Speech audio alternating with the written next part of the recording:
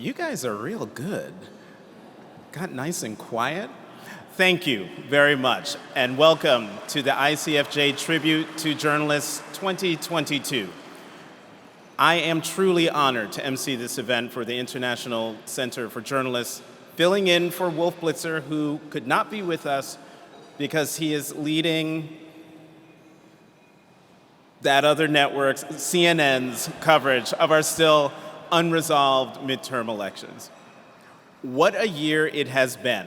COVID has continued to mutate. We are witnessing the horrors of a brutal war launched by Russia against Ukraine. Fires, floods, heat waves, and hurricanes, all made worse by climate change, are affecting billions. The global economy is teetering on the edge of recession. Democratic ideals are under attack by governments across the world. Even here in the United States, we are not immune. The January 6th hearings mesmerized the nation, and unprecedented political developments continue to astound us. Just 2 days ago, US voters spoke and sent a message that small d democratic ideals were worth upholding and protecting.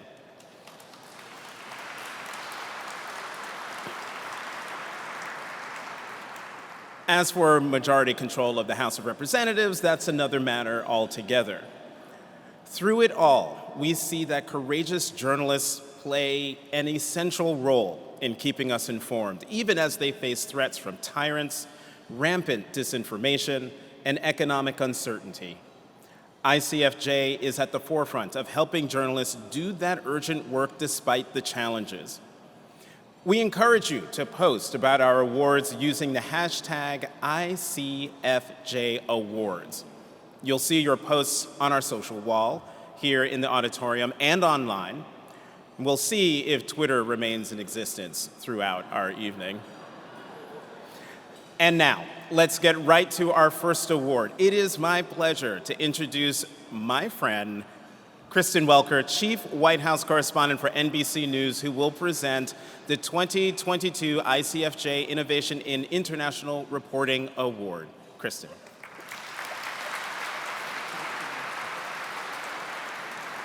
Thank you so much, Jonathan, and thank you to ICFJ for having me. And good evening to all of you. It is so wonderful to see all of your wonderful faces and to be here in person. I cannot wait to celebrate my dear friend and colleague, Andrea Mitchell, tonight.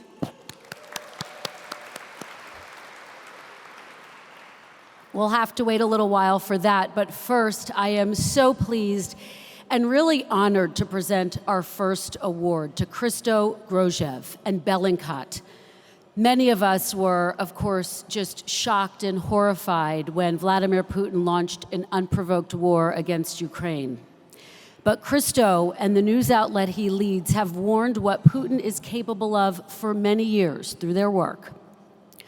Christo has long been the lead Russia investigator for Bellingcat, the groundbreaking news outlet that uses open source intelligence to ferret out the dark secrets from Russia and other countries. Now, Grozev leads the organization as it documents potential war crimes in Ukraine, just as it has done in places from Syria to Cameroon. Let's please watch a video about Christo Grozev and Bellingcat. This is narrated by CNN anchor Chris Wallace, the 2017 winner of ICFJ's Founder Award. It's a pleasure to once again be part of this event, recognizing outstanding journalism. I'm honored to tell you more about our first award winner of the evening. As the lead Russia investigator for the groundbreaking news outlet Bellingcat, Christo Grozev has been the driving force behind a series of stunning revelations. None more stunning than exposing the hit squad behind the brazen assassination attempt on Alexei Navalny. Alexei Navalny, outspoken Kremlin critic, was poisoned. The Russian opposition leader almost died on a flight from Siberia after being poisoned with a nerve agent in 2020. Grozev got to work, mining the internet for phone and travel records to identify the assassins and link them to the Kremlin. We found that one of them switched on his mobile phone at midnight, just around the time that Alexei Navalny checked into his hotel, and we were able to geolocate this byte of data to exactly about 100 yards from the hotel. And that was the final straw that definitely convinced us that we are on to the right people. The revelations made headlines around the world, establishing Grozev's reputation as one of the foremost experts on Russia's assassination program. We thought that this had been an individual case of somebody making the Russian president very angry and them going after them as an exception to the rule. No, we found that that was the rule. Russia was running a state-run program of an industrial scale, and the goal of that program was to eliminate dissent through assassinations, through poisonings. The case put the spotlight on Bellingcat, pioneers in the use of publicly available data and social media for investigative journalism. In their Amsterdam newsroom, researchers act as digital detectives, stitching together online data and social media to expose secret operations. That forensic technique also helped Grozev track down the Russian operatives who poisoned double agent Sergei Skripal and his daughter in England in 2018 in a failed assassination attempt, a case he describes as baptism by fire. Because that investigation gave us an understanding that Russia's intelligence agencies may be scary, but they're not infallible. They make mistakes. Born in Bulgaria, Grozev became head of Bellingcat in 2022, taking the reins from founder Elliot Higgins, who launched the organization in 2014. Today, his researchers are investigating stories that range from Syria's use of chemical weapons to the illegal trade in exotic animals, to the spread of far-right movements around the world. And one of their biggest assignments yet, the war in Ukraine, and the collection of thousands of social media posts documenting possible war crimes. Grozev calls it the art of reconstructing a crime based on digital breadcrumbs, a new form of journalism that takes human sources and their personal agendas out of the equation. We count on data, because data is objective, it doesn't lie, it doesn't have an interest, it doesn't have a narrative. I'm not saying that there is no room for traditional media that depends on sources, but there's also room for our type of investigations.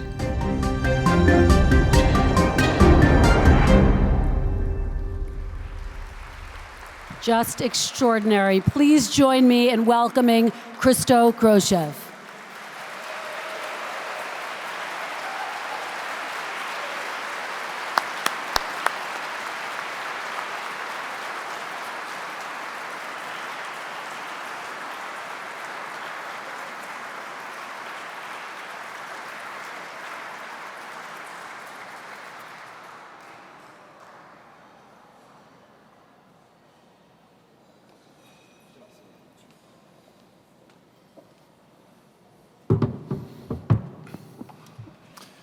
Thank you so much. I accept this honor on behalf of the Bellingcat team of 30 researchers, journalists from partner media outlets, and dozens of Bellingcat volunteers. However, we also share this award with hundreds of citizen journalists from around the world, who over the last 8 years became part of the informal Bellingcat network and joined forces with us to help us crack down some of the hardest of cases. Bellingcat would have achieved very little without our exceedingly engaged audience, who have been equal parts our readers, our peer reviewers, and our fellow investigators. And if there's any innovation that Bellingcat should be credited for, it should not be for the use of open source intelligence or for digging through terabytes of data. None of these are exclusive or invented by Bellingcat. Our real innovation was in the inviting of our audience to be part of the investigations. Alongside us, our readers combed through hundreds of pages of travel logs of Russian security officers in order to spot overlaps with suspicious deaths of opposition figures in Russia. Readers' tips allowed us to identify 8 political assassinations or attempts at assassinations. When a passenger plane was shot down over Tehran, it was social media followers from Iran who provided us with photographs that helped us track down the weapon that killed hundreds. We have asked for and received our readers' help to track down incidents of child abuse in Mexico, rogue airstrikes in Afghanistan, war crimes in Libya, and violence during the storming of the US Capitol, to name just a few. So this award should go to citizen journalists around the world who, together with us, reinvented crowdsourced, open source, and data journalism. Only together with all of you, we are Bellingcat. Thank you.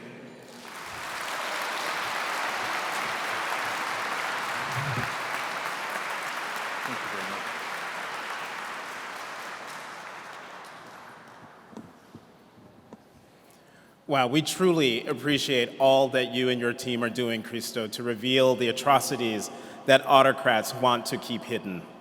This is just the first of our 5 awards tonight, and I assure you that you will be equally inspired by the other winners. You can see the wonderful drawings of the people on stage tonight by the wonderful New Yorker cartoonist Liza Donnelly. Well, here's the thing. Did you know you can get a drawing by Liza of you or the person you choose? Just follow the instructions on the screen to bid, and don't forget that you can still bid on photos donated by National Geographic too. There are 2 easy ways to bid. Either text ICFJ to 243725, or go to, you're gonna have to pay close attention to this, go to go.icfj.org/bid, B-I-D. And then after you do all that, follow the instructions on your device. The auctions will close at 8:45 p.m. Washington time. Now, I am happy to introduce ICFJ President Sharon Moshavi to tell us more about how ICFJ is helping journalists around the world.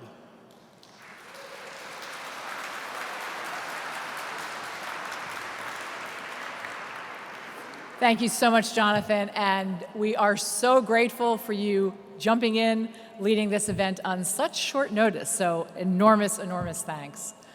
To everyone here, I have to ask, it's kind of nice, right, to get dressed up, have some drinks, dinner, and be out in the world.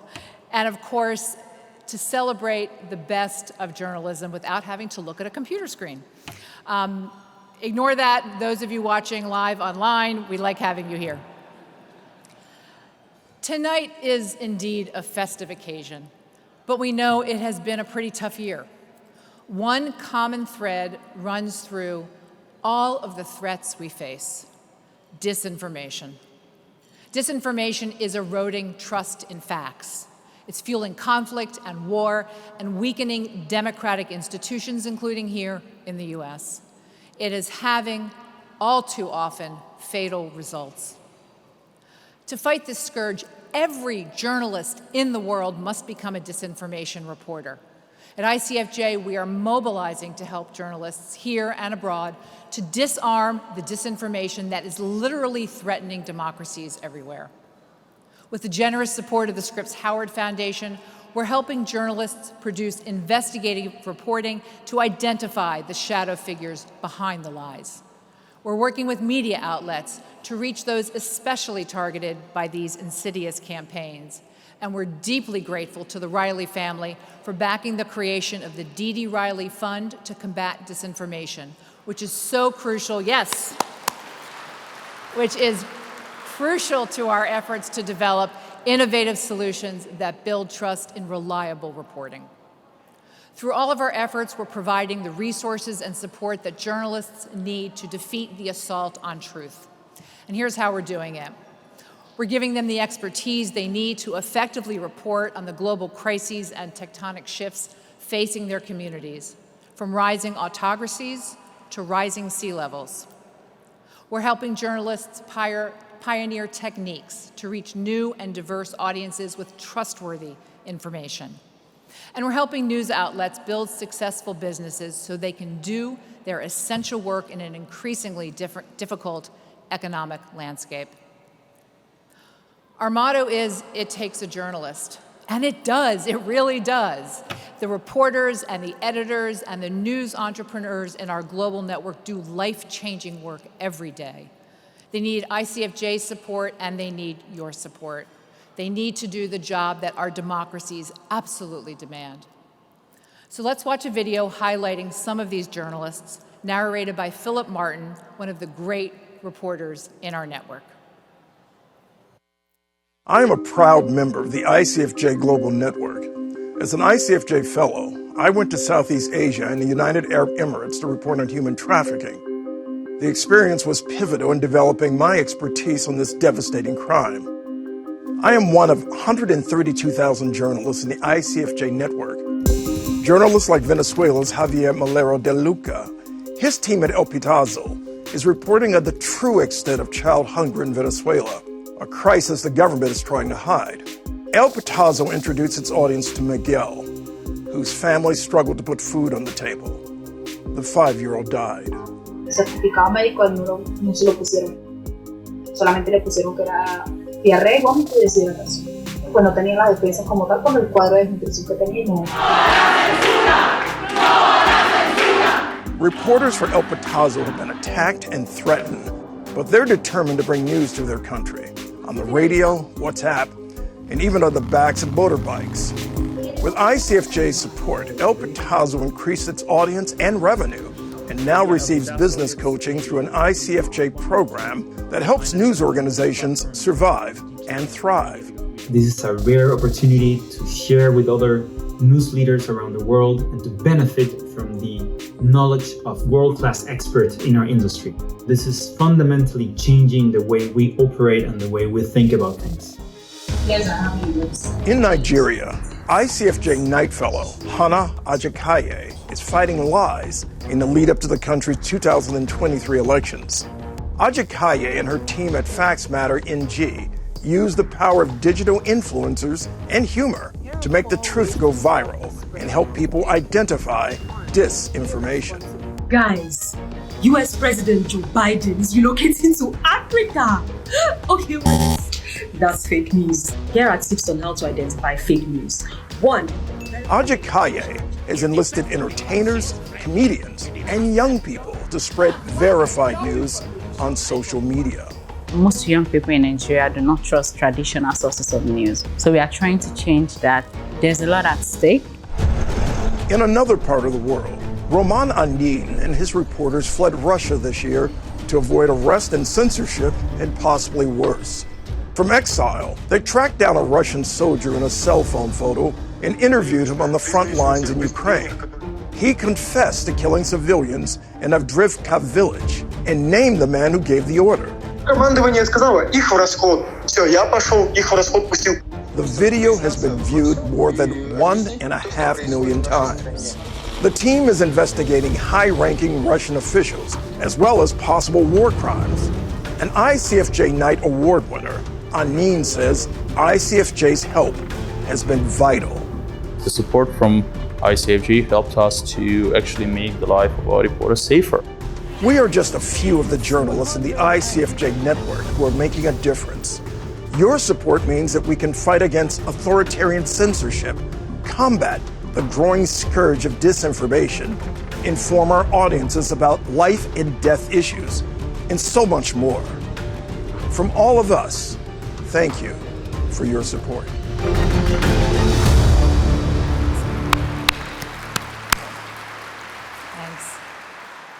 So as you can see, these are just a few of the thousands of journalists that we serve. And with your help, we can reach and do so much more. These journalists are, with your help, will make their societies better places in so many ways. Back to Jonathan. Thank you.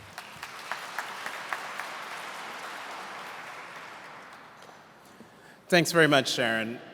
Whether you're here in the auditorium or watching us live, you too can support ICFJ's essential mission. Here's how you can give. There is a QR code linked to our event page on the back of your tribute program and directions on the screen if you're watching from home. Now, let's get back to the awards. I'm pleased to introduce a friend and mentor of mine of more than 30 years. Alberto Ibargüen, President and Chief Executive Officer of the John S. and James L. Knight Foundation.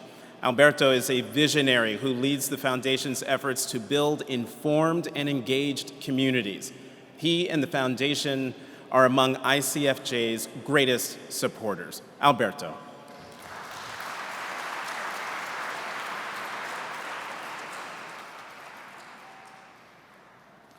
Actually, Jonathan, you just interrupted me. I was busy bidding on a Donnelly drawing. But it is a great pleasure to be here, to see all of you again and meet the winners of the awards and all of that in person and watched by thousands of people online. It's fantastic. For decades, the ICFJ Knight Fellowship Program has impacted journalism across the globe. Because of ICFJ Knight Fellows' work, corrupt officials in Latin America have been toppled. Indonesian and Brazilian journalists have teamed up with local citizens to uncover and disclose the devastations of climate change. And Middle Eastern digital entrepreneurs are learning how to thrive in repressive countries. Here in the United States, a Knight Fellow is leading in an effort to counter the scourge of disinformation among Spanish-language audiences. This year, Knight Foundation has also funded ICFJ's amazing effort to keep the news flowing in Ukraine and Russia. ICFJ's grantees in Ukraine are documenting war crimes and providing information from home to far-flung refugees. When a crisis happens and journalism can help, ICFJ is there among the first, and that's why we've supported this organization since its founding.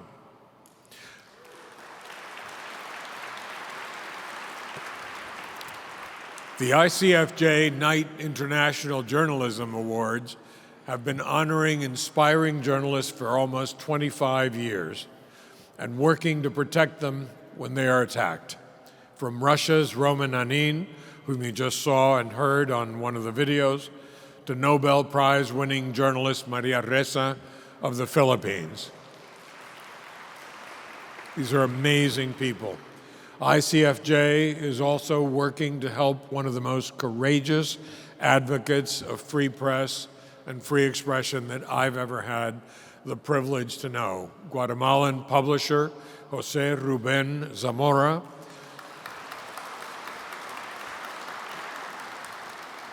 whose son is here with us tonight, Jose Zamora, Jose Ruben was jailed earlier this year in a failed effort, and I hope it continues to be a failed effort to silence him. ICFJ stands, and everyone in this room should stand, with Jose Ruben, and we call on the Guatemalan government to release him and drop all charges.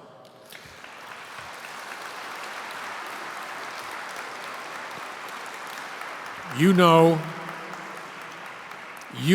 and I know that they may not, and if they don't, we should resolve, and the government should know that ICFJ will continue to fight for his freedom to publish, and we will not allow this to be forgotten.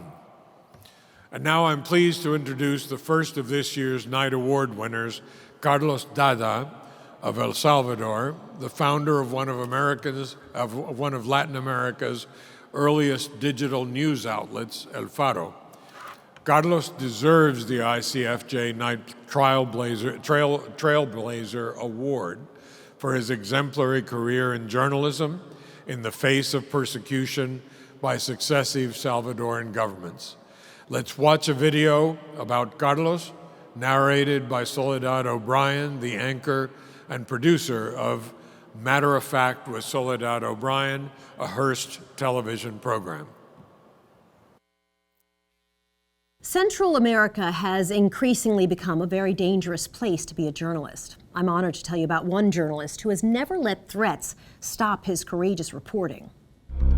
El Faro shines a light on El Salvador's biggest issues, from rampant criminal gangs and government corruption to one of the highest homicide rates in the world. For nearly 25 years, its journalists have exposed injustice and brutality, steered by the visionary leadership of director and co-founder Carlos Dada. Dada grew up in exile in Mexico during El Salvador's bloody civil war. At age 26, he returned, determined to build an independent news outlet that could bypass government censorship. El Faro was Latin America's first digital-only publication and soon became renowned for what it calls uncomfortable journalism. We thought we needed a new media for new times in the country. That included investigating crimes of the past. Dada tracked down one of the men behind the killing of Archbishop Oscar Romero, an infamous case in Salvadoran history, and a turning point in the Civil War. The detailed account Dada gathered shed new light on the murder. Archbishop Romero was the most prominent Salvadoran. His killing was perpetrated by very powerful people that were still in power even after the war concluded. I thought I had to investigate that. El Faro is unrivaled for its stories on street gangs, sourced from a network of insiders that took years to build. More than documenting the shocking rate of violence, the reports explore the underlying issues and the impact on people's lives. Dada brings these insights into Latin America to U.S. audiences, frequently writing for a range of English-language media.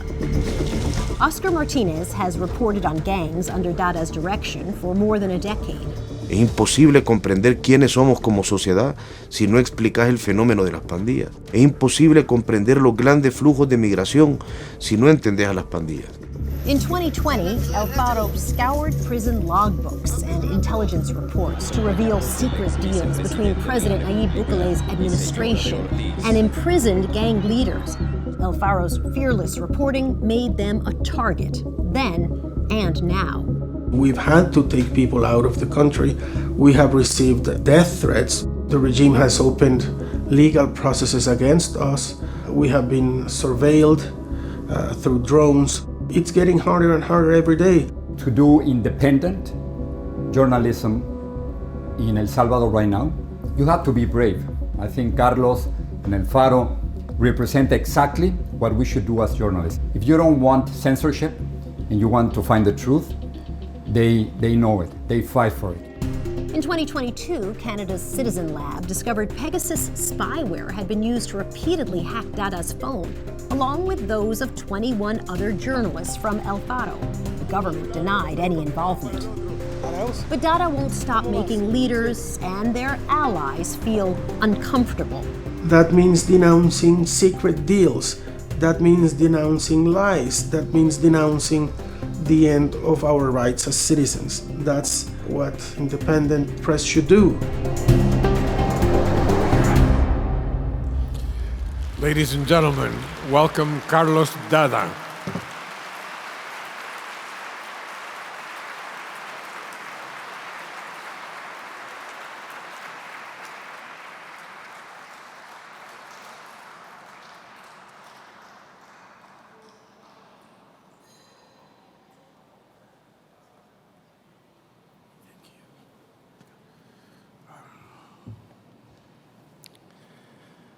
Thank you very much, ICFJ.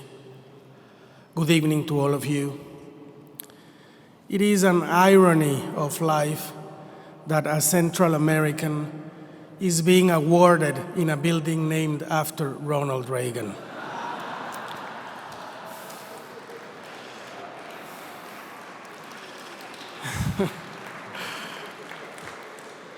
Whose policies left such a big imprint in the region where I come from. El Faro published its first edition a quarter of a century ago, when our Civil War and the Cold War were over. Central America was by then a new project, democracy its bet, and peace a promise we were excited to meet. El Faro could only be born in those times. Press freedom could finally exist and make its contribution to the new, vibrant, and tolerant era that advocates of democracy promised us. Corruption, organized crime, and political interests suppressed our hopes and severed the possibilities of democracy. Political and economic elites failed, and failed big.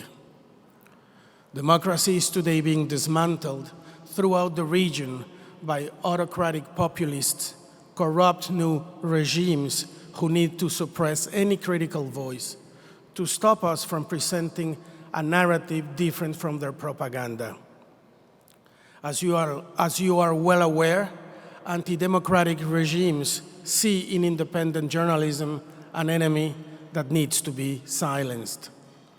Today, Central American journalists face the most difficult times since the end of our civil wars and military regimes. Hundreds of colleagues have flown into exile.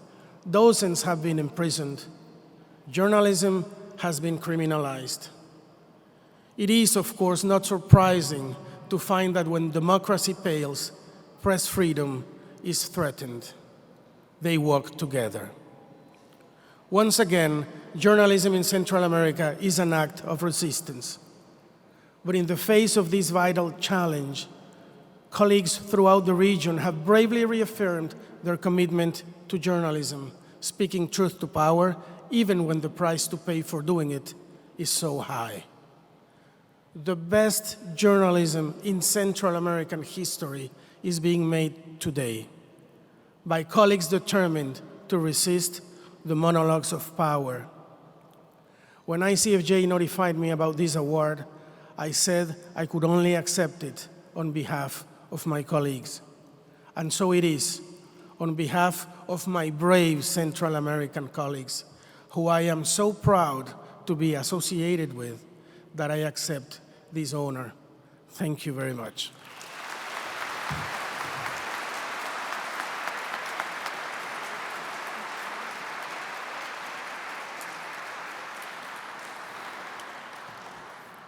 Thank you, Alberto. Thank you, Carlos, for all of your contributions and your bravery to journalism. Now I'd like to introduce another friend. This is like old home week for me up here on this stage. Anne Kornblut, Vice President and Global Head of Curation at Meta, and a member of ICFJ's board. Before joining Meta, Anne was the Pulitzer Prize-winning Deputy National Editor at The Washington Post. Anne.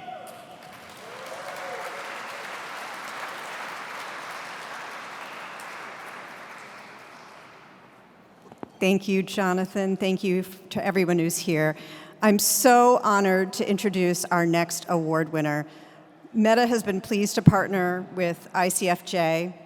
Our work together has generated more than $100 million for publishers' businesses and has been a transformative experience for the careers of thousands of journalists. Thank you, ICFJ, for all your work and your partnership. The tragedy in Afghanistan remains heartbreaking more than a year after the Taliban took over Kabul in the blink of an eye. Immediately, the lives of journalists and women were transformed from relative openness and independence to silence and repression. Anisa Shaheed showed what a strong female journalist could achieve in Afghanistan before the Taliban takeover, and she shows now the tragedy of what we have lost there. Let's watch a video about Anisa, narrated by Alexis Christoforous, correspondent for ABC News. I'm always inspired by the journalists that ICFJ chooses for this very important award. And our next winner has done some amazing work in one of the most difficult places in the world. When gunmen killed 24 people at a maternity ward in Kabul in 2020, Anisa Shaheed raced to the scene. For more than a decade, she covered everything from corruption and assaults against women to human rights violations for Tolo News, Afghanistan's highest-profile news network. افغانستان خبرنگار شدن آسان نبود و بر من یک کار بسیار دشوار بود. هرگز آسان کار ساده نبود. اما من می‌خواستم که من باید این کار انجام بدم. When the COVID-19 pandemic swept through the country, killing thousands of people, Shaheed risked her own health to visit hospitals and graveyards. She uncovered how authorities were misusing funds meant to help the public. In 2016, a senior Afghan official told her he had been kidnapped and sexually abused on the orders of the vice president. It was an incredible piece of journalism to see a female journalist like Anisa goes and interviews the victim of sexual abuse by the vice president of the country. It sparked an outcry. Shaheed forged a career with few role models. She studied journalism at Kabul University just a few years after it reopened to women. Then she started working at online and print publications before joining Tolo News, quickly rising to a senior journalist covering political news and investigations.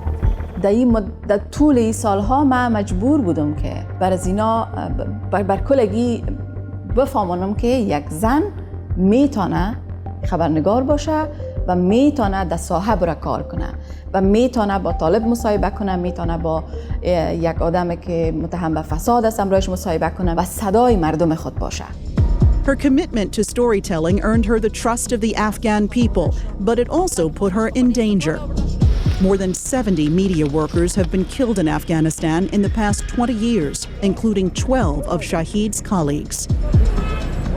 When the Taliban took back power in 2021, they immediately targeted women and the media, and Shaheed was forced to flee. But she refuses to give up and continues to report news for her people from exile. People are suffering under the Taliban. These stories must be told and heard.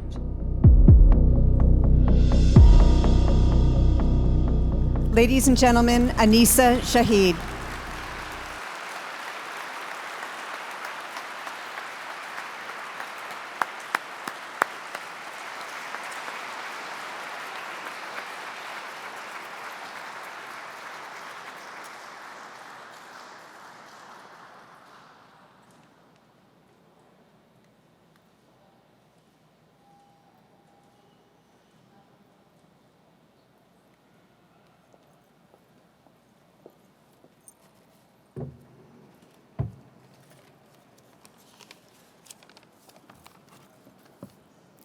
Thank you very much.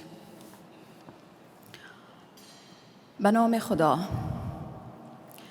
The poet Hafiz, the man who was hanged because he told the truth. This is why the Taliban tried to break our pens and word, cut off our heads if they could. Greeting to all of you here and to all the journalists who stand for freedom of speech inside and outside Afghanistan. I dedicate this award to all of the fallen journalists who gave their lives for Afghanistan. Since the takeover of my country, television and radio station have been closed. All that are left work for the Taliban. They face severe restrictions and threats.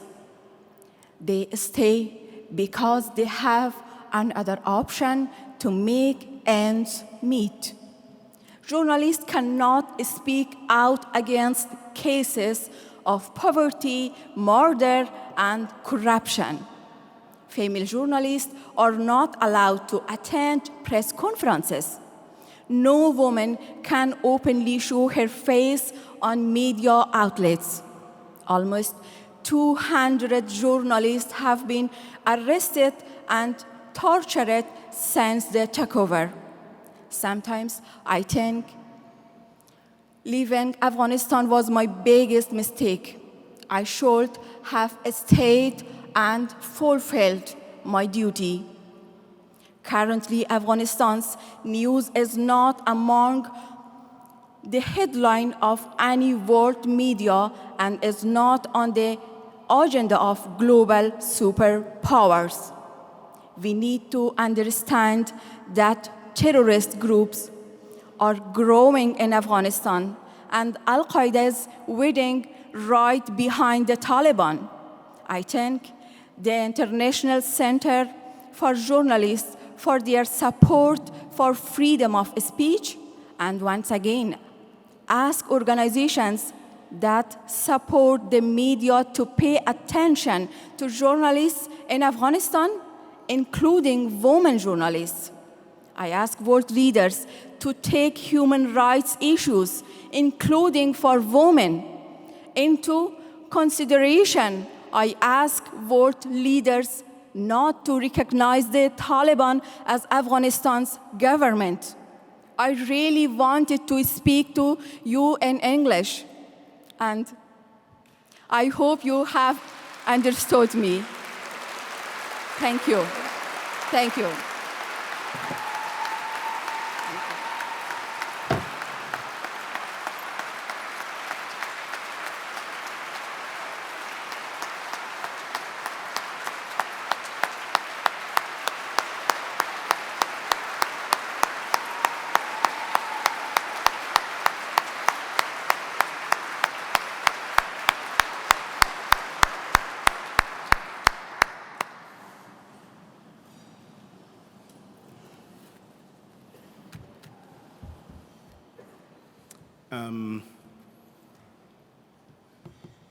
It's hard to be a journalist and hear a speech from someone who exemplifies the very best of who we are supposed to be, the very best of our profession. Anisa, thank you very much for your words. Your English was impeccable. Thank you for your service. Thank you for your dedication to our profession.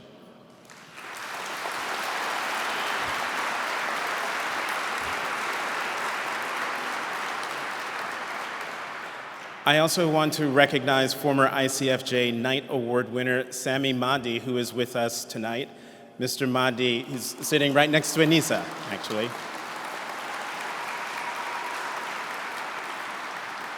Mr. Mahdi left Afghanistan just before the Taliban takeover and is now the editor-in-chief of Amu TV, a new network based here in Washington that brings independent news to Afghan audiences. Thank you for being with us, Mr. Mahdi.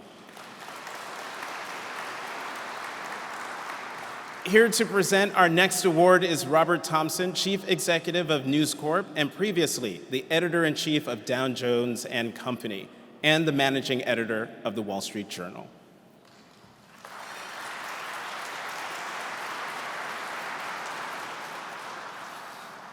Thank you, Jonathan. Anisa, we are all in awe. It's a genuine honor to be here to present this award on behalf of News Corp and Dow Jones, proud supporters of ICFJ and its outstanding work. The Russian siege of Mariupol in Ukraine, a siege that the Red Cross called apocalyptic, became etched in the tragic history of war. That is largely because of 3 Ukrainian journalists for the Associated Press, who remained in the volatile and dangerous city. Their photos and video of unimaginable horror proved the prevarication of Russian propaganda and made the world focus on this brutal invasion. Mstyslav Chernov, Evgeniy Maloletka, and Vasilisa Stepanenko barely escaped with their lives. Let us view a video about them, narrated by Elizabeth Palmer, Senior Foreign Correspondent of CBS News and a past winner of ICFJ's Excellence in International Reporting Award.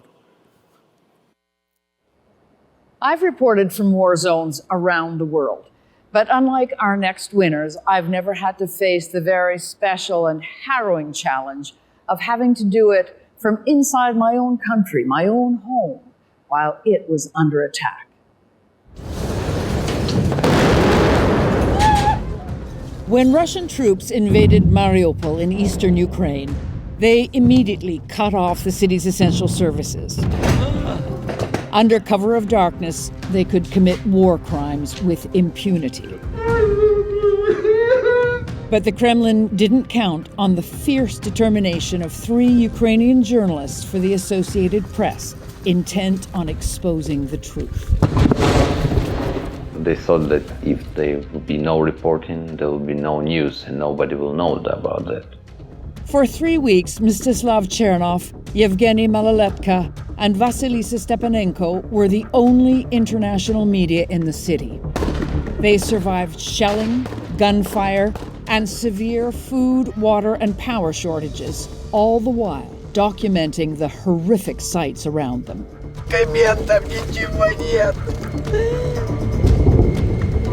The Kremlin claimed that Russian troops were not targeting civilians, but the team's images told quite another story. Thousands of people displaced and killed. AP reporters on the ground showed the world a mass grave in Mariupol, a narrow trench filled with the bodies of children. Medics tried desperately to save lives. Покажите этому Путину вот эти глаза, вот этого ребенка и плачущих врачей. For Chernov, Maloletka, and Stepanenko, the story was deeply personal. All three had grown up in the region of eastern Ukraine that they were covering.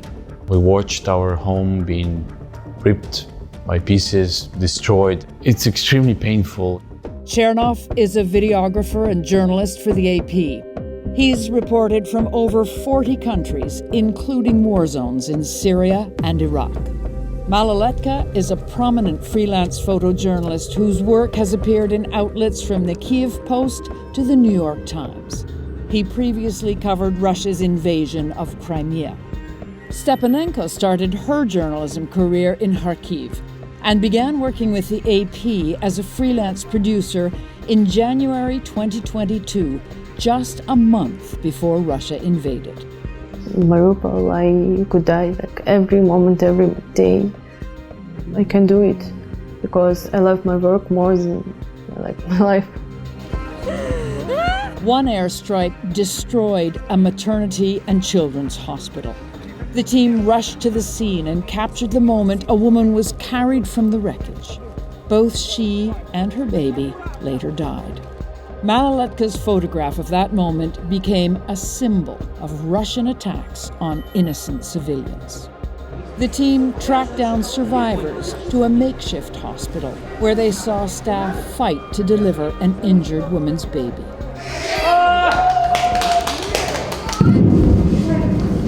But news soon reached the journalists that they were being hunted by Russian soldiers. We were enemies because we showed truth. With Russian troops closing in, the journalists fled the city. But their work has had a lasting impact and changed how the world understood what was happening in Ukraine.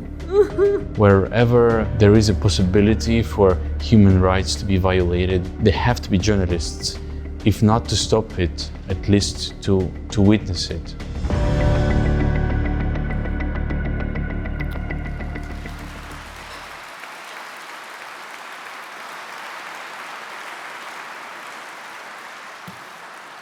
Please welcome Evgeniy Maloletka and Vasilisa Stepanenko.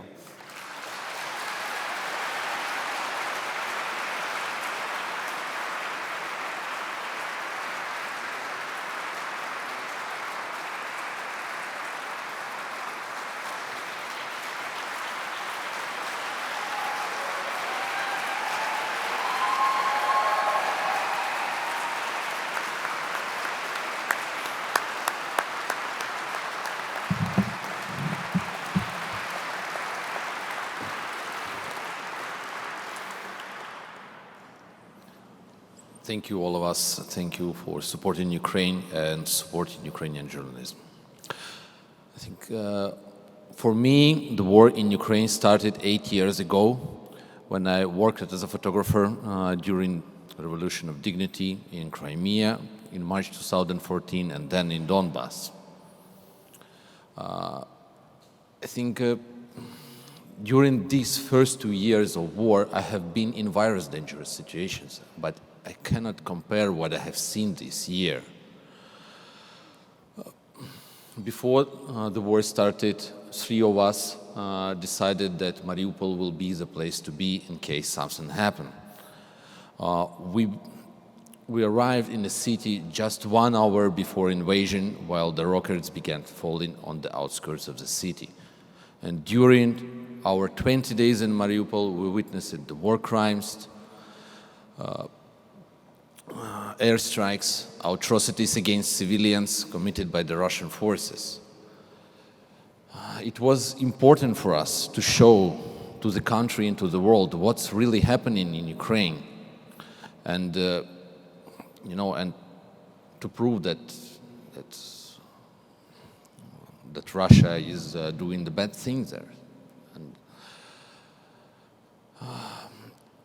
I often ask myself, why? The same question asked Marina Yatsko, with tears in her eyes while touching the fingers of her son Kirill, whose body lay on the stretchers. The boy was only 18 months old. He was killed during the shelling. Doctors tried but couldn't save his life. Then on the March 9, an airstrike destroyed the maternity hospital number 3. Irina, a wounded pregnant woman, was carried by the policemen and rescue workers in a stretchers and the red blanket under her back. I remember she was alive. They rushed to take her to the ambulance while passing the debris of building, smashed cars, fallen trees, and destruction. The next day, picture was everywhere, and the whole world knew about maternity ward. But on the March 11, we learned that Irina and her baby did not survive. You know, I had seen so many suffering before Mariupol, but I have never seen so many children killed in such short period of time in one single place. And during the last days of Mariupol, we received so many messages from people who wrote us on the social media, asked to provide their information about their loved ones. We tried, but we couldn't. We tried to help, but we couldn't. The security situation became worse and worse each day. And for us, like a tragedy of Mariupol will forever remain like a big scar on the body and the heart. But at the same time, we feel the work we did, documenting the horror of war,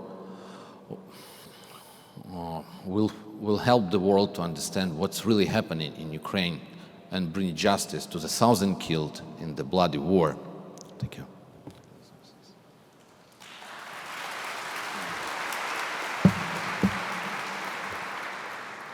Thank you so much.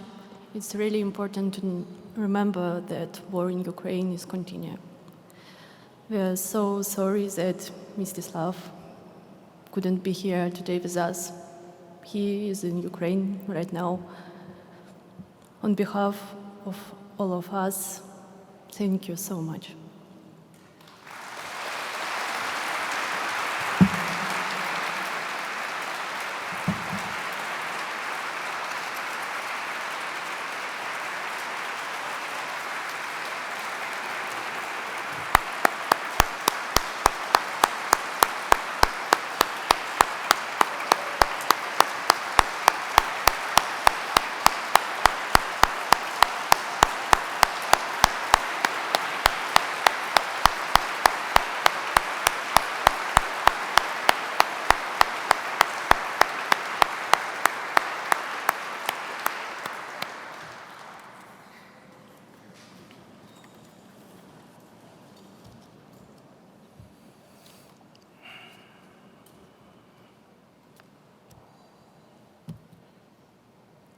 Thank you very, very much, Vasilisa.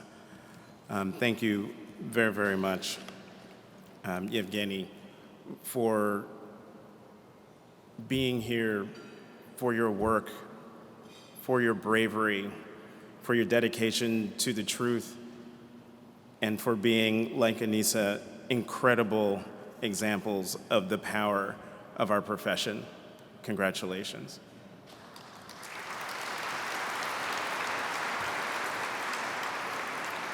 All of us who are journalists have covered difficult stories, but there are not many who have had to report on our own cities and towns being invaded by a foreign army, our fellow citizens killed in bombings and executed for no reason. Our hearts go out to all of you and to your country. I want to give special thanks to ICFJ board member Rodman Moorhead and his wife Alice for their financial support for the night awards. I also want to thank the distinguished panel of judges who selected these amazing winners. You can see their names on the screen.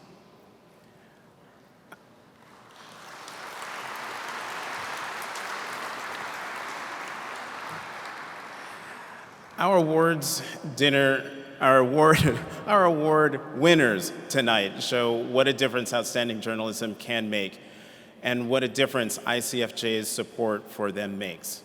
ICFJ supports brave journalists in every part of the world. It offers them training, resources, networking, and funding to carry out their essential work.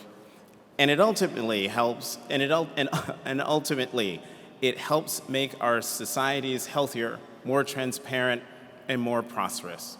Because, as ICFJ says, it takes a journalist.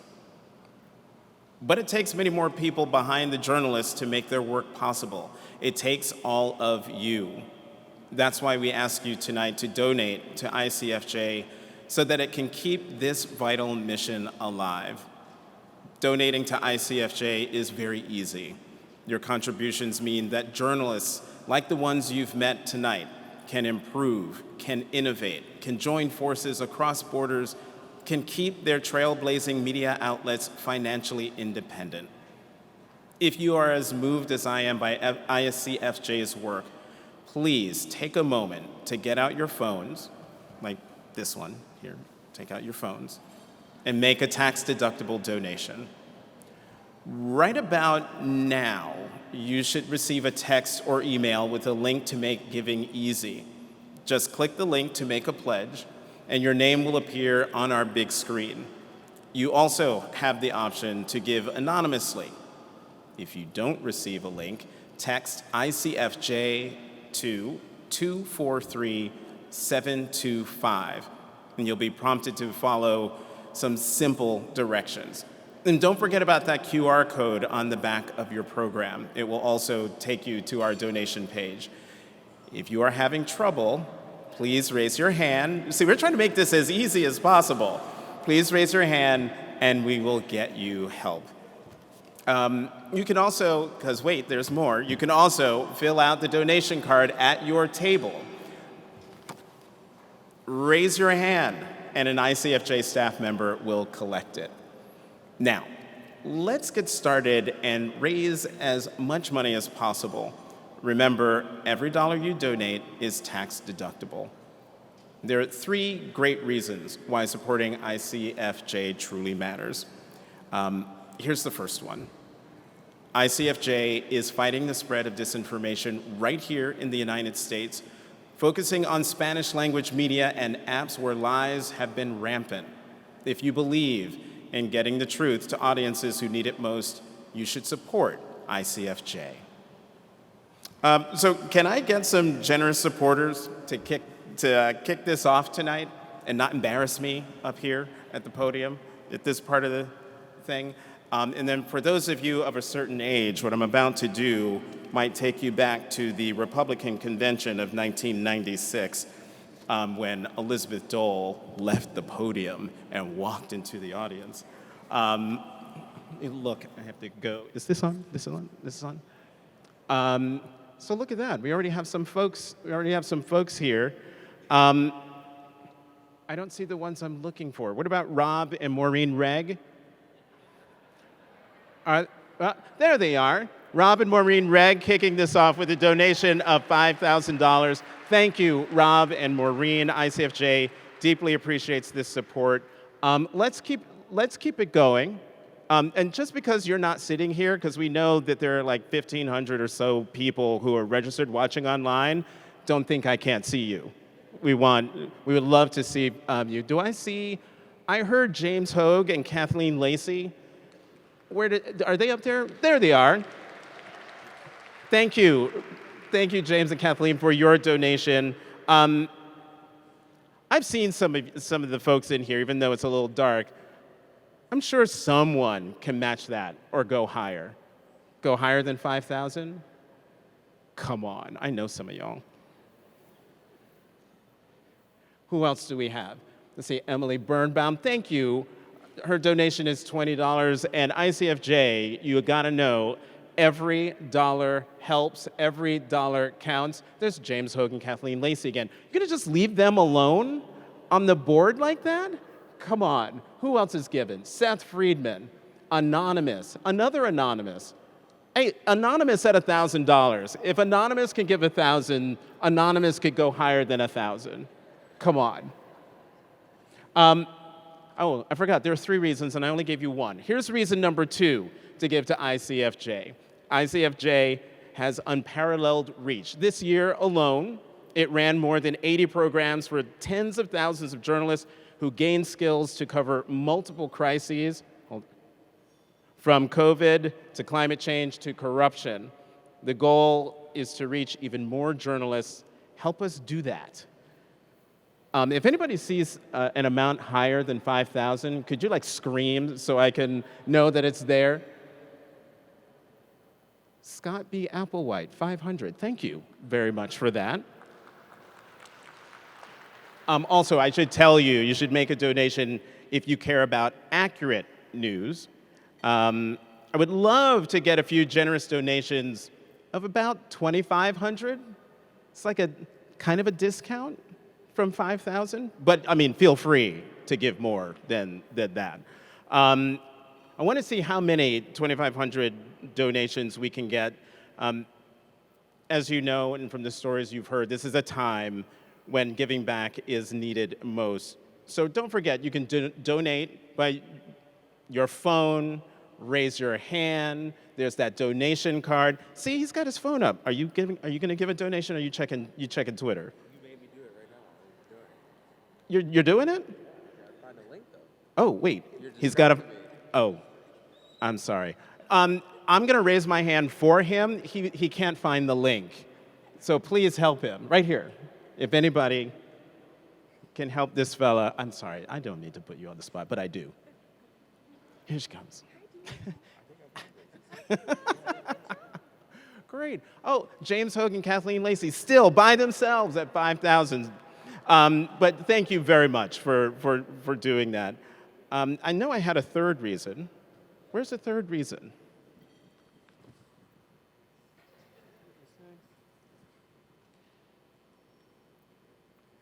Here's the third reason. ICFJ brings together investigative reporters from the United States and Mexico to cover immigration, crime, and corruption on the border, and to do that safely in a region rife with violence. Their stories are holding nefarious officials to account. Again, if I see your name up there, especially if you go over $5,000, I will give you a shout out. I don't even know your name, so I'm not even going to put you on the spot anymore. But I appreciate you picking up your phone and donating. But Neil Grace, Jim Brady, Sanjay Kumar, Carlos Munoz, and Laura Wise Munoz, Mirvaz, this is moving so fast I can't read the names. Amanda Boyle, Seth Freeman, Lauren Coswell, Annette Miller, David Gels, Michael Golden, Scott B. Applewhite. Yeah, I already said hi to you. Allison Kojak, Brian Hale, Hans Steiger, Robin Maureen, James and Kathleen. Thank you all very much for the support you've given so far. Let's keep this up. You can do this for as long as we are dining together and doing this. You can also make a meaningful donation of $100 or even $20 or even $5. Like I said, every little bit helps. And remember, as the risks for reporters get higher and higher, it's time to join forces and back a free press, because nothing less than our democracies are at stake. ICFJ needs and appreciates your support. So thanks to all of you for your donations. It means so much to ICFJ and all of the journalists it serves. Do you know how hard it is to ask other people for money while they're looking at you and it's more than one person? I am sweating to death, and it's not because it's hot. So I really appreciate all of you for enduring that. And now, let's move on to the final award of the evening. Here to present it is one of my old bosses, Matthew Winkler, Editor-in-Chief Emeritus of Bloomberg News and Vice Chair of the ICFJ's board.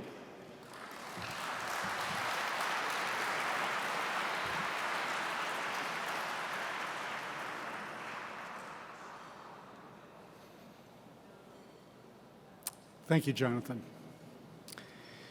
It's an honor for me to present the ICFJ Founders Award given to a journalist with a career-long commitment to the highest standards of our profession. The ICFJ Founders Award is named in honor of the three visionaries who launched this organization back in 1984. Tom Winship, editor of the Boston Globe, Jim Ewing, publisher of the Keene Sentinel in New Hampshire, and George Krimsky, longtime AP foreign correspondent and editor. They felt a strong need to support colleagues overseas, particularly in countries with little tradition of a free press. Out of their beliefs, ICFJ was born as an organization run by journalists for journalists. This year's Founders Award goes to Andrea Mitchell, NBC News Chief Foreign Affairs Correspondent, Chief Washington Correspondent, and Jonathan of MSNBC's Andrea Mitchell Reports. Andrea is a true pioneer in broadcast journalism and the dean of the Washington Press Corps when it comes to covering U.S. foreign policy and international diplomacy. In a career spanning 55 years, she is renowned for her tenacity as she traverses the globe pursuing answers, interviewing world leaders, and bringing us vivid insights into world affairs. Let's watch a video about Andrea, narrated by Bill Whitaker, a correspondent for 60 Minutes and winner of last year's ICFJ Founders Award. I am delighted to take part in ICFJ's Tribute to Journalists again this year, and honored to tell you about our final award winner, a journalist so many of us have long admired. Thank you. Thank you. Thank you. Can you assure us that Russia will not be able to move further in Ukraine? You can always count on Andrea Mitchell to ask the right questions. May I disagree with the premise of your question? For the sake of argument, no. Here's Andrea Mitchell. Our own Andrea Mitchell. Andrea Mitchell. For half a century, Mitchell has been providing key insights into what's happening in the world. The Israeli soldiers are coming now to chase the kids who've been throwing stones. After 20 years of war and chaos, Mitchell wears many hats at NBC News. She's Chief Foreign Affairs Correspondent, Chief Washington Correspondent, and the host of Andrea Mitchell Reports on MSNBC. Thank you, Craig Melvin, and right now on Andrea Mitchell Reports. She brings context to the Russian invasion of Ukraine. How involved are we going to get, overtly or covertly, inside Ukraine, or supporting training outside Ukraine? The Syrian refugee crisis. This is known as Point Zero. This gate is open. That is Syria. And the challenges facing the Biden administration. It's getting closer and closer to the midterms, and there's less and less time to turn this around. She has covered 8 presidents, starting with Jimmy Carter. The administration may try to increase gasoline taxes at the pump. During the Reagan administration, she reported on the historic arms control summit with Soviet leader Mikhail Gorbachev. If there were no joint appearance, I can tell you this, the American officials would be terribly disappointed. Mitchell covered both Bush administrations, including the 9/11 terror attacks, focusing on U.S. intelligence failures. How could the terrorists operate right under our noses? She reported on the political careers of the Clintons for more than 2 decades. The decisive vote was proof that Mr. Clinton could deliver on his promises to other world leaders. Here we go again. She covered Hillary Clinton's historic run for president against Donald Trump in 2016. You were quoting Matt Olson in Israeli television. I love you, Andrea. You are indefatigable. You're my kind of woman, I'll tell you what. Never one to back down, she persisted when Sudanese security guards tried to block her from entering a photo opportunity with Sudanese President Omar al-Bashir. Then she took on the president about the genocide in Darfur. Can you tell us why the violence is continuing, Mr. President? They grabbed me from behind and dragged me out. Don't ever touch our journalists again. She grew up in New Rochelle, New York, then went to the University of Pennsylvania. She started at NBC in 1978 and was the energy correspondent when the 3 Mile Island nuclear reactors started melting down. The cleanup will cost $1 billion. Supreme Court Justice Ruth Bader Ginsburg officiated when Mitchell married former Federal Reserve Chairman Alan Greenspan 25 years ago. She went public with her breast cancer diagnosis in 2011. Screening matters. Do it. Hi, everybody. Inside NBC News, her colleagues sing her praises. Thank you. She is charming and she is respectful and one of the nicest people you ever meet, but she is going to get that story. Chief White House correspondent Kristen Welker considers Mitchell a mentor. Welker turned to her for guidance when she prepared to moderate the second presidential debate in 2020. She was involved in almost every prep session, early in the morning, late into the night, even on weekends, running the traps with me over and over again. Take a look at the email trails and you will see. I cover the State Department. That is just factually not correct. She paved the way for women in television news, and Andrea Mitchell is still chasing the big stories and putting them in perspective. I love trying to peel back the layers of what we know, what we don't know.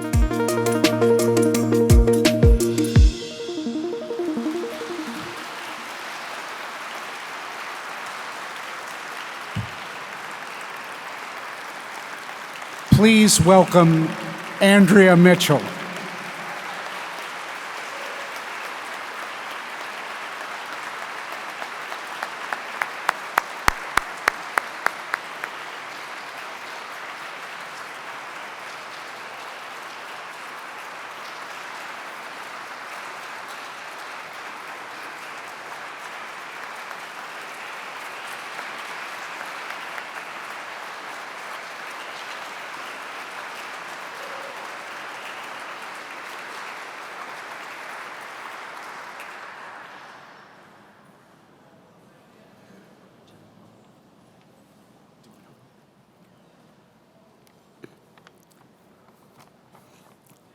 Well, thank you all so much. Thank you to Matt Winkler. Thanks, Jonathan Capehart, my friend and colleague. I just want to pause for a moment and say that I have had so many mentors and so much support, many in this room. I'm honored that Cesar Conde is here, Ken Strickland, my deputy, my bureau chief, and his deputy, Chloe Arensberg, and of course, Christian Welker, my dear friend and our chief White House correspondent. So thanks to all of you. But let me just pause and say that after seeing and hearing from Evgeniy and Vasilisa and Carlos and Anisa, I'm just overwhelmed with the awe in what they do and such gratitude to the ICFJ for supporting them. I know you all feel the same way, so I just want to say that what we do here in Washington pales in comparison.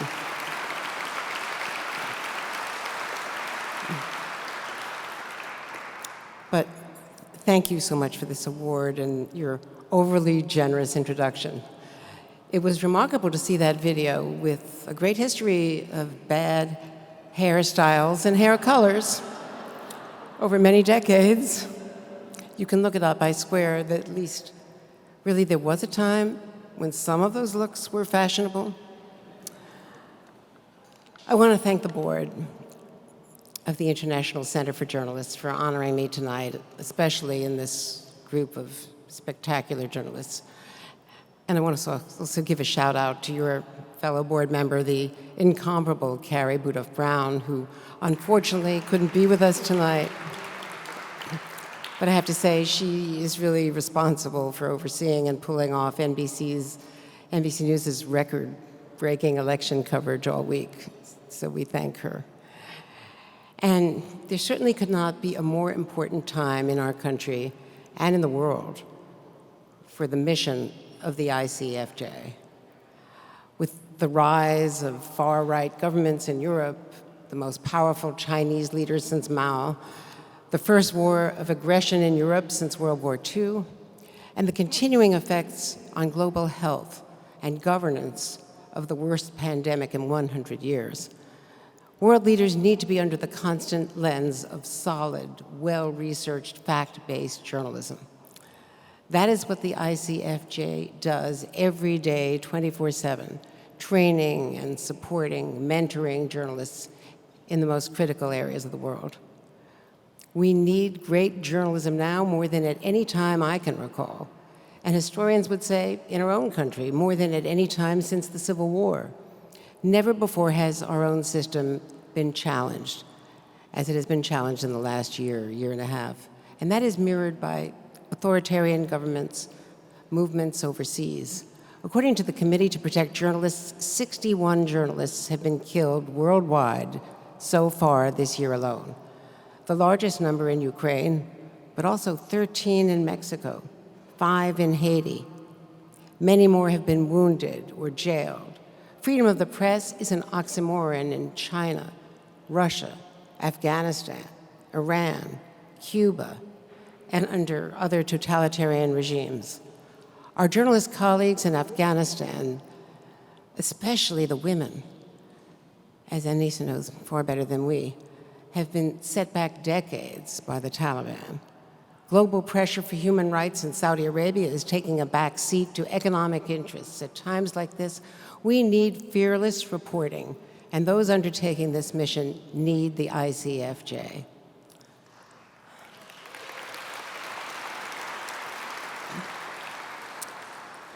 As so many of you in this room, as all of you in this room, I see journalism as a higher calling.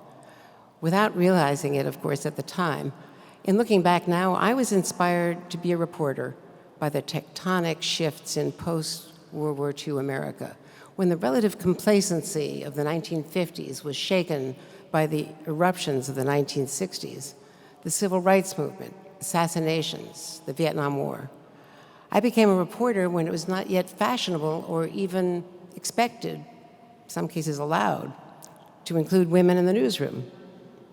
It was even harder for men and women of color. And forget about it if you were openly LGBTQ. My parents' political activism and determination that their daughters could be anything that we wanted to be drove me to where I am today. But it was also my love of being part of a team. From Girl Scouts to the school orchestra and the choir to college radio and local radio and TV news and then on to NBC News. I love the process of working collegially, of digging into the facts, doing the interviews, reporting and writing a story that only reaches the public without the teamwork of great editors and producers. And it's been my great fortune that for the last 15 years, I've enjoyed the extraordinary leadership of my executive producer, Michelle Perry, who is with us tonight.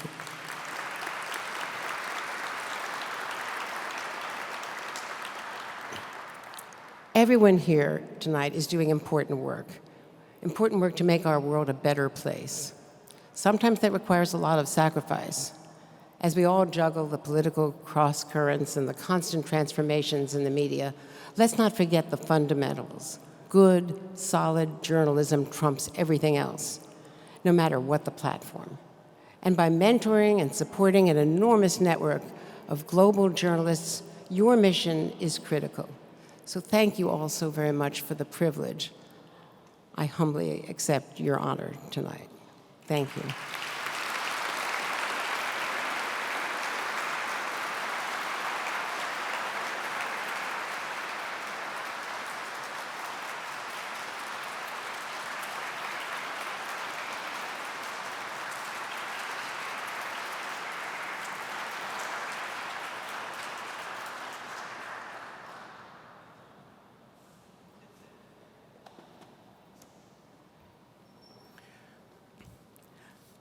Andrea Mitchell, as a black, out gay married man who is one of your mentees, I congratulate you and I thank you, as always, for being there with your support, unsolicited. You go, especially that first time I anchored. You were the first person to send me an email. Congratulations, and thank you for everything that you have done for our profession.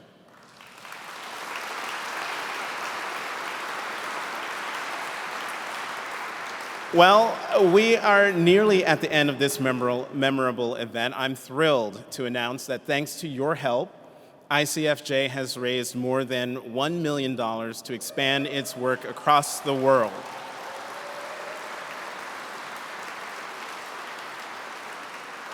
That's wonderful, but we don't want to stop there. It's not too it's not too late to give. And if you bid on a photo, if you bid on a photo or a drawing by Liza Donnelly, you'll be notified soon if you won. Once again, I want to congratulate Andrea Mitchell, Christo Grozev and Bellingcat, Carlos Dada, Anisa Shaheed, Mstyslav Chernov, Evgeniy Maloletka, and Vasilisa Stepanenko. We are truly in awe of your bravery and your extraordinary work.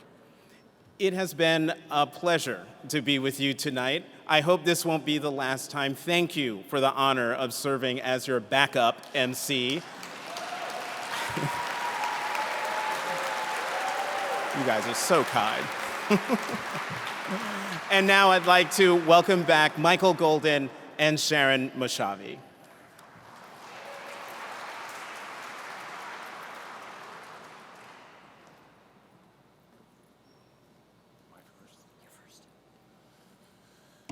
Thank you, Jonathan.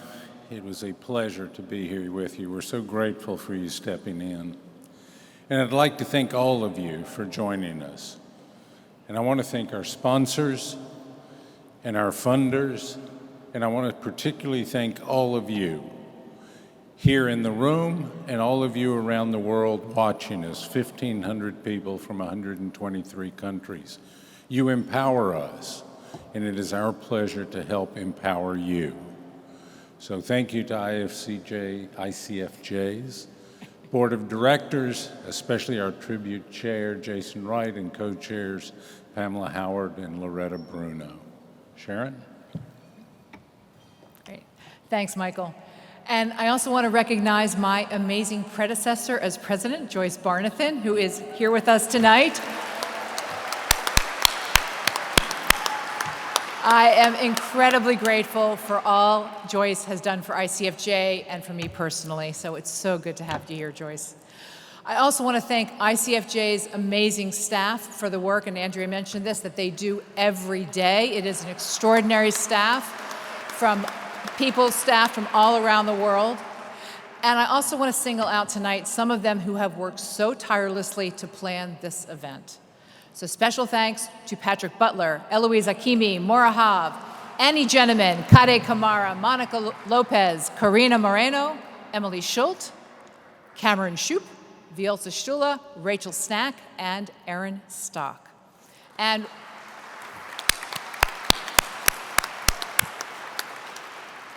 once again, an enormous thanks and a very deep bow to the amazing Jonathan Capehart, who stepped in and just did us so proud. Jonathan, thank you so much. There's the bow. If you are here with us in person, please join us in the other room now for drinks, coffee, and live music from DC Churro, and you'll have a chance to meet our award winners there. And of course, thank you, all you 1,500 and 120 some odd countries who are watching us virtually. We want to single out just a few of you who we know are joining live. We've got Made Kamara of Senegal, Ahmed El Sheikh of Egypt, Clay Medeiros of Brazil, Ankita Mukupateji of the US, and Carla Pimentel of the Dominican Republic. You and all the journalists you represent are the reason we all are here. So it truly does take a journalist, and all of you make us enormously proud. And we will be here for you no matter what surprises the world brings, and they will bring them, in the years ahead. So good night to you all. Thank you so much for coming, and see you next November. Thank you.